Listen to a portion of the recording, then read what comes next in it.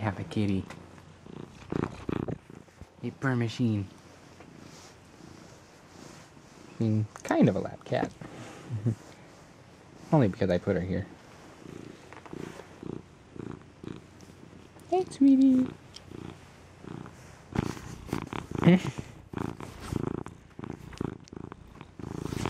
You just want to love all over everything, don't you?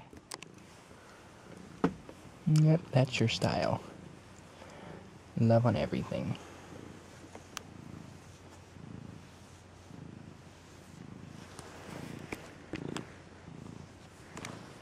I think she's looking for a way down. There you go. Use my legs as a ramp. Yeah, there you go. Probably gonna go eat, drink, and then start meowing up a storm. That's what she does. Or maybe she'll just start up with the meowing right off the bat. Because she wants to go outside. Girl, I don't think you want to go outside because it is a little cool out there, you know? Let's see, what are we looking at for temperature out here right now? We are looking at -4. Well, not as bad as it was earlier, I guess. We'll give you a shot, huh? Ah! Or I'll step on you. Expecting you to be at the door.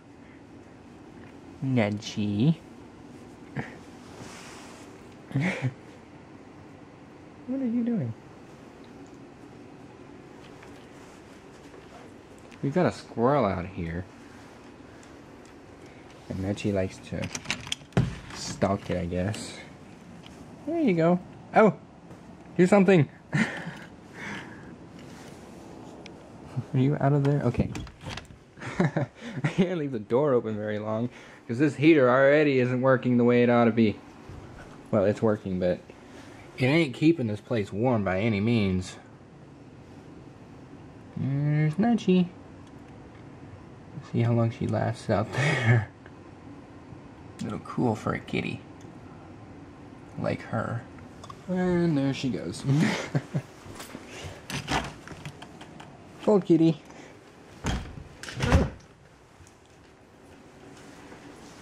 Oh yeah, you're a cold kitty. Oh, that was the end of that. I just wanted to make a quick mention of this. This is... well, it might actually look kind of familiar to you if you've been actually watching my videos.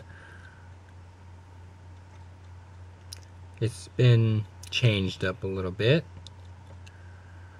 But this is the this is the apartment I was in when I first came up here. And then we moved out into this little cabin, obviously.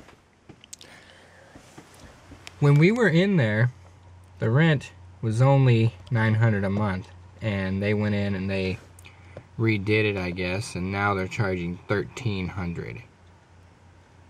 I mean, that's a huge change. Even with the changes they've made to it, which I'm really not seeing a whole lot of. They changed out a light fixture up here. Whoop-de-doo. Bathroom's the same as it was. They changed and painted a couple of the cabinets, and they put a new range and stuff, but other than that, it doesn't look all that much different. So, kind of glad we're not there anymore. That's a bit of a rent charge. And tenant had to pay the electric bill. It's like $1,300 and then $100 electric bill. That's insane. No way. Anyway, yep, that's it for the moment. Just thought I'd mention that. Mostly for my own memory, because I'll forget about it. Okay, so today we're going to do something about the fact that my truck doesn't like to heat up anymore because of the temperatures. Well, temperature's up halfway decently right now, 17 so degrees. And in case you didn't notice, yeah, it is snowing. And because I don't have a garage to work in, this is what we're dealing with. Walking in the snow, going down to the truck as well. Hopefully I don't slip like I did once and Totally snapped my back in half again. Basically, all I need to do is just be able to lean over the front here. Because what I'm going to be doing is, hopefully I don't get too much into my truck. Yeah, that'll be alright. Where's my snow brush? Actually, let's see how much of it falls off just by me closing the door. That was cool.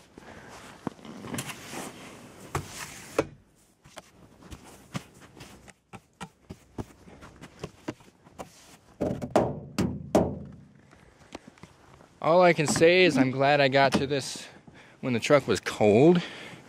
Like I didn't have the truck running so it wasn't hot.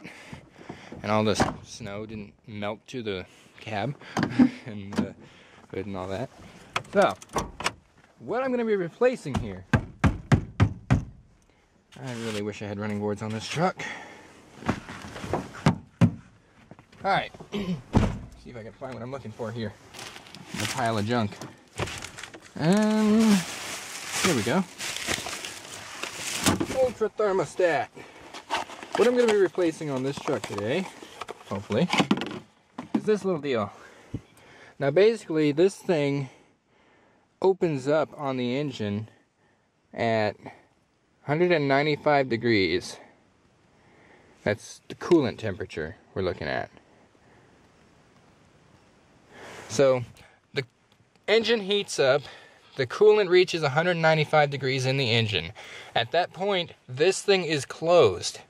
And once it hits that temperature, this opens up and allows the cold fluid to go from the radiator to the engine and the hot fluid to eject basically out of the top of the engine into the radiator. Now, let me see if I can make that easier to show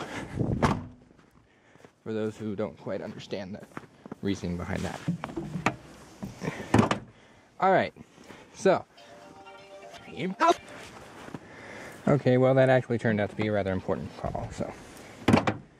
Anyway, so, here's your upper radiator hose. Goes from the top of the engine, right there, to your radiator. From there, I'm going to step in the snow for a minute, maybe. From there, you see that hose down there, it goes to the water pump, which you can see the pulley for at least, right there.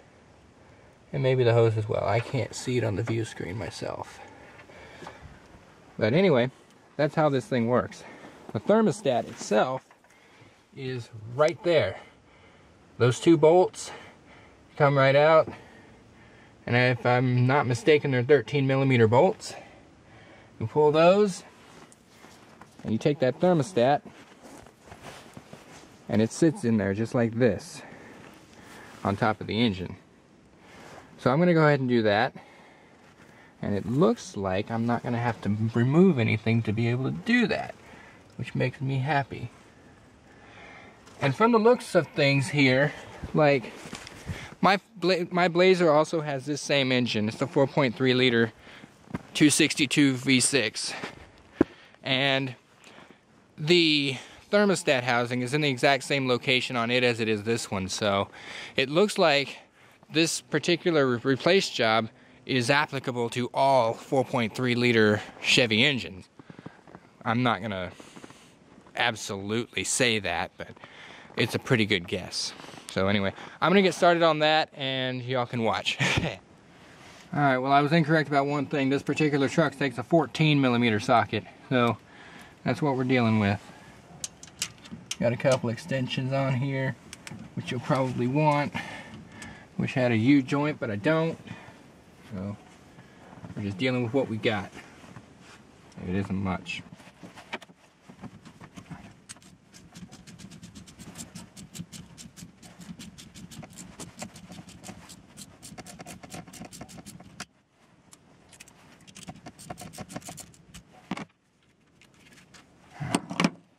I think I got lucky on that one. These gloves ain't gonna work though. Not cold enough for me to worry about it anyway. Pull off your radiator cap, because if you don't, you'll probably end up with pressure spewing out of this thing when you finally get it disconnected.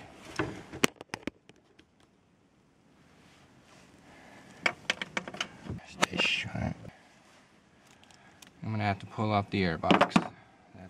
Well, hey, now you can get an idea of what a throttle body injection manifold looks like. You can see the two injectors right there. And when the truck is running, you can actually see the fuel spewing out of them. But I'm not going to go into that right now. Not that important. Right now, I'm going to get to this second bolt, which is actually a nut. My camera just knocked my hood off. Yeah.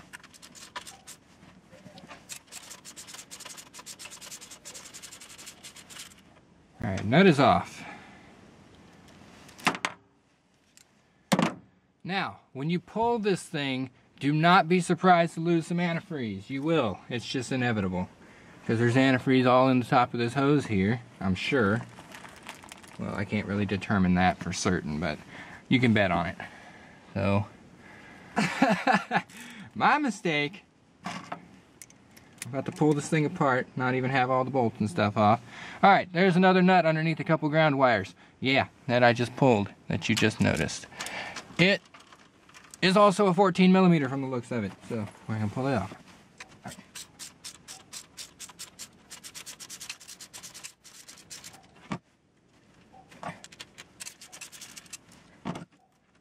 Alright, as you can see, that is actually a stud, not a bolt. Or a nut. There's a big difference. It's all very interesting. Now this thing should pop loose. And it isn't. Ooh, that's gonna be interesting.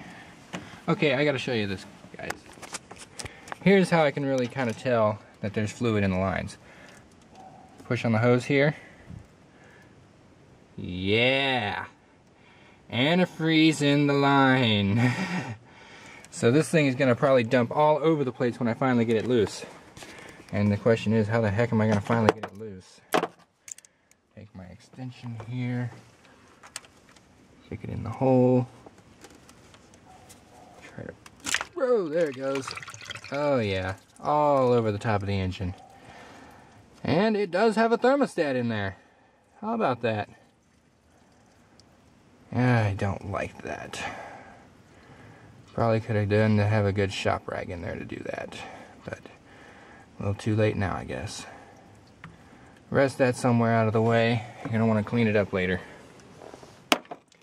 As for this thermostat, find yourself a pair of pliers, which I neglected to bring out with me. Alright, well I went ahead and went in and grabbed my Leatherman because it's just a great all-around removal tool for everything. Grip it. It is spinning in the gasket. Ew, that gasket is crushed. There we go. More antifreeze dumping out of it.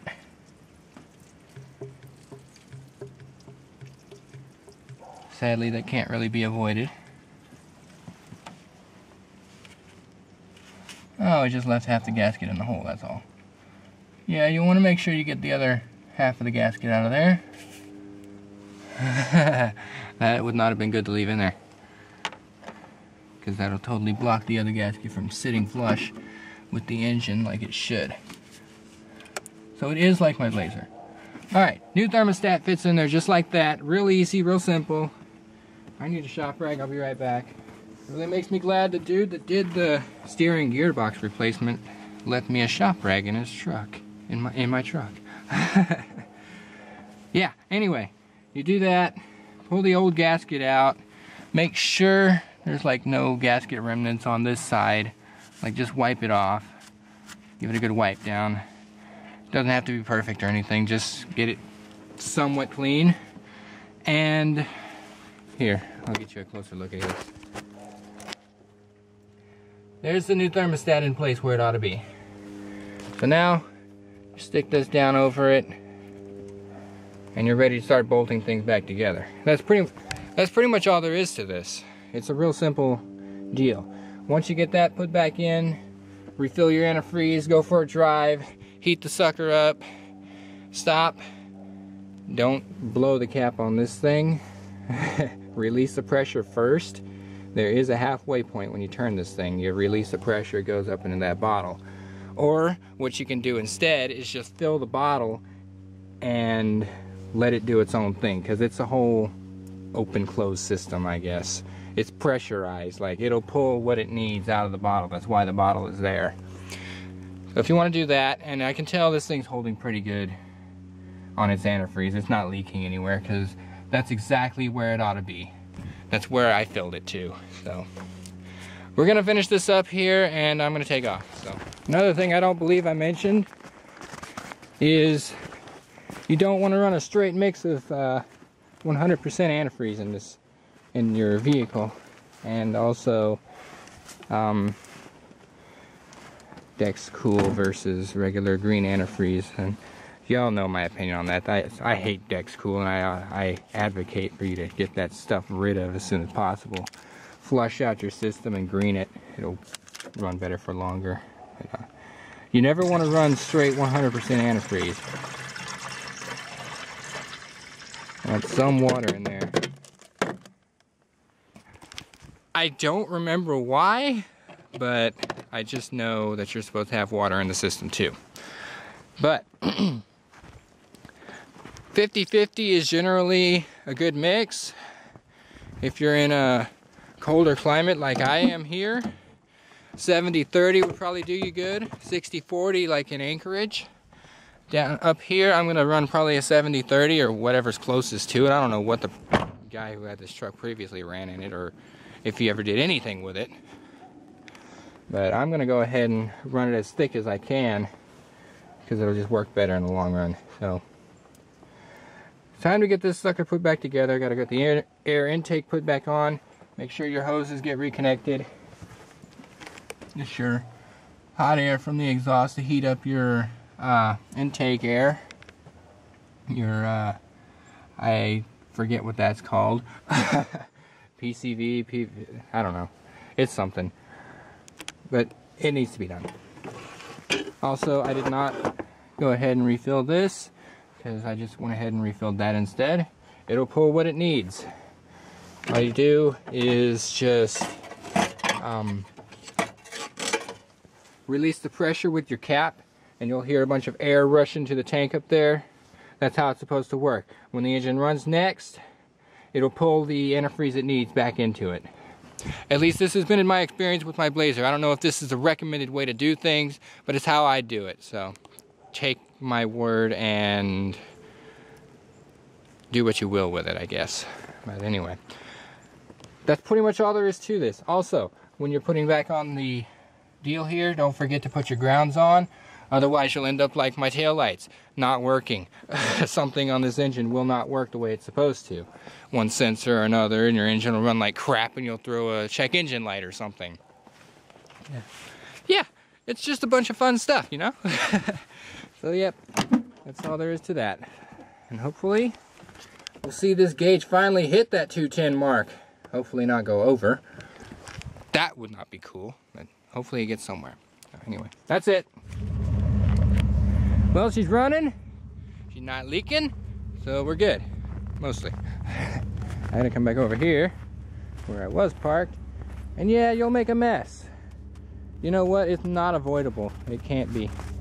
It can't be done. I dropped a socket over here, and I have no idea where it is. There it is. Heh.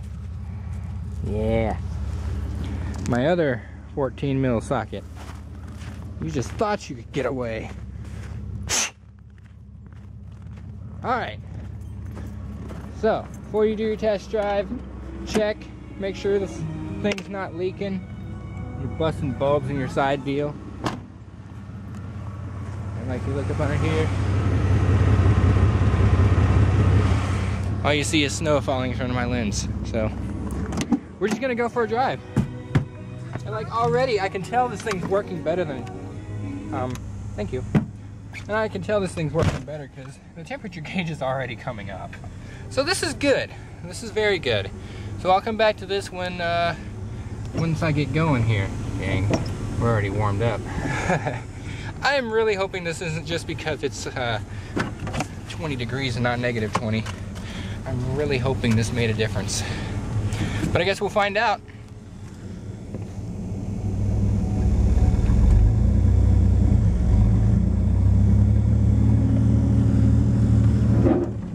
Oh, shut up. Yeah, my passenger front wheel scrapes the fender when I do hard left turns. And this dog is just asking to get run over. Come on, dude. Get out of my way. I don't want to hit you. You're a really sweet dog. Alright, well, we're going to get going here, and I'll come back to this in a minute. Oh, check out my fuel gauge. I'm full! I'm about to drive up on something real big. Hopefully not drive into it. Ouch!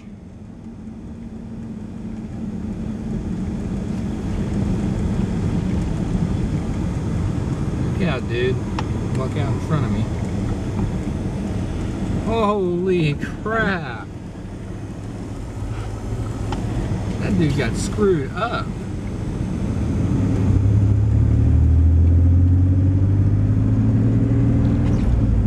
Looks like at least 3 people were involved.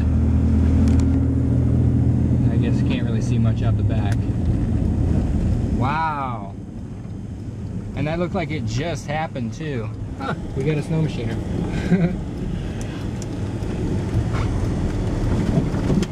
Oh. God. Spin tires. Well, despite my fix of the thermostat, my engine temperature is still not going over 150, so I have one of 2 other things to check. Try to keep the camera a little steady, huh? I have one of 2 things to check. Either this gauge itself is bad, or one of the leads on it ain't making good contact. I mean, that's something I can check. Or the engine coolant temperature sensor on the engine block itself is being a turd. Like, once again, both hands off the shifter and it just falls out of third. We'll watch it for a second, see if it does it again. Yep, that's what it does. And I know it is not supposed to do that. And like 420, I don't even need to clutch in for that. Kind of like, I figured out the rev points for getting this thing into gear. First, I don't bother with most of the time. Second goes in at about 10, third at 15, fourth at 20. It's pretty linear, actually. Whee! That wasn't supposed to happen. Fifth goes in, depending on what my engine's idling at the time, goes in at between 25 and 30, but you can kind of like just push it in as long as you're over 25, which is nice. It's pretty cool. I'll show you how I pull into this driveway here.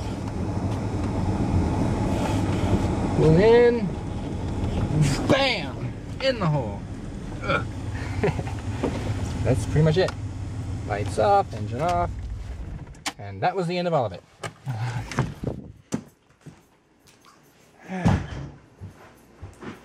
No kitty greeting. That makes me kind of sad. Let's see, what year? I'm glad I brought this back with me.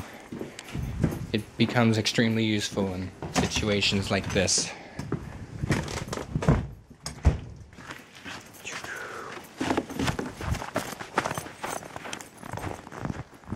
Alright, let me see if I can find the right sensor.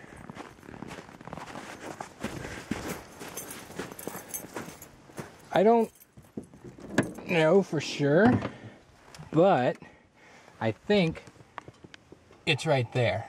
I think.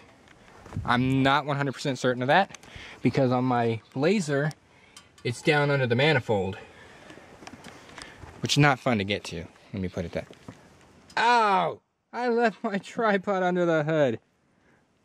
Oh well. I'll have seen better days.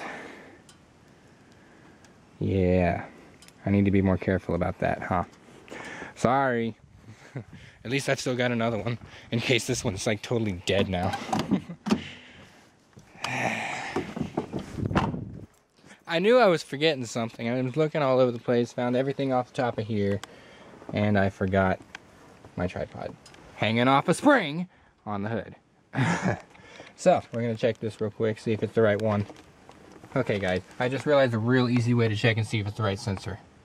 Disconnect it, and since I know this engine's hot right now, since I've been driving quite a bit, the gauge will say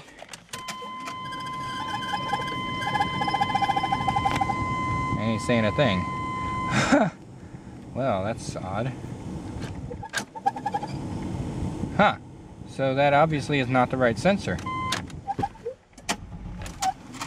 Okay, whatever I just disconnected, the truck did not like. Flooding with gas. I hear my blower fan.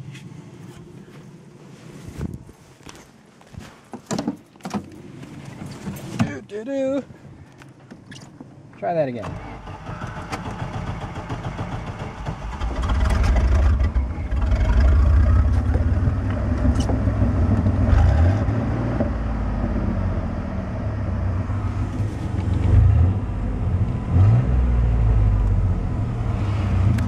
Oh, wow.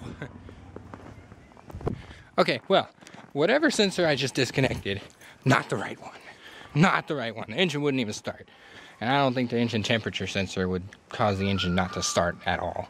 So that's not the right one. I gotta find the right one because I don't know where it is. It may be in the same place on this engine as it is on my Blazer. Completely inaccessible. In fact, that's probably gonna be my luck. Yep, that's it. Right there. That wire coming out of it. I bet that's what it is, because that's where mine is on the Blazer. So it's not under the manifold, it's under the head. Well, we'll check it. Well, that was indeed the sensor. Just now. Go to start. Nada. Not a thing. But we'll leave it here. And let the camera hang here for a second, maybe. If it'll do that. I'll let that hold down my battery and all. And I'll plug her back in and we'll see what it comes up to.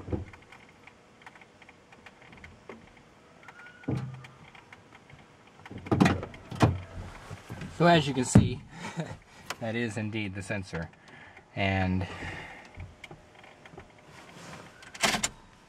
the temperature seems to have gone down just a little bit. I wonder if the thermostat opened up and let all the cold water in from the radiator. Ah!